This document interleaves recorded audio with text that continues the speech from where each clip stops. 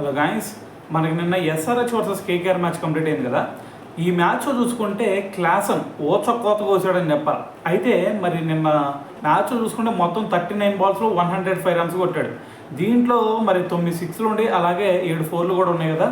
So మరి దీంతో ఒక రికార్డు క్రియేట్ చేశాడని చెప్పాలి. అదేంటంటే మనకి అతి తక్కువ బంతుల్లో సెంచరీ చేసిన ప్లేయర్స్లో మరి థర్డ్ ప్లేస్లో అయితే నిలవడం జరిగింది నిన్నటితో. అయితే మరి ఈ జాబితాలో కనుక ఫస్ట్ చూసుకుంటే మనకి క్రిస్ గేల్ కేవలం 30 బాల్స్లోనే సెంచరీ చేశాడు. సో దాని తర్వాత ప్లేస్లో వచ్చేసరికి వైభవ్ సూర్యవంశీ కేవలం 35 బాల్స్లోనే సెంచరీ చేసి సెకండ్ ప్లేస్లో అయితే నిలవడం జరిగింది. సో మరి దీని తర్వాత నిన్న మ్యాచ్ చూసుకుంటే కేవలం 37 బాల్స్లోనే మరి క్లాసన్ సెంచరీ కొట్టి మరి అంతకుముందు మనకి యూసుఫ్ పఠాన్ చూసుకుంటే 37 బాల్స్లోనే, అది కూడా 2010లో 37 బాల్స్లోనే ముంబై ఇండియన్స్ మీద సెంచరీ కొట్టాడు. సో మరి ఆ రికార్డ్ని అయితే సమ్మన్ చేశాడని చెప్పాలి. సో మరి ఓవరాల్గా చూసుకుంటే థర్డ్ ప్లేస్లో ఉన్నాడు. సో మరి దాని తర్వాత 5th ప్లేస్లో వచ్చేసరికి మనకి డేవిడ్ మిల్లర్ సో 38 బాల్స్లో సెంచరీ చేసి 5th ప్లేస్లో అయితే ఉన్నాడు అనమాట.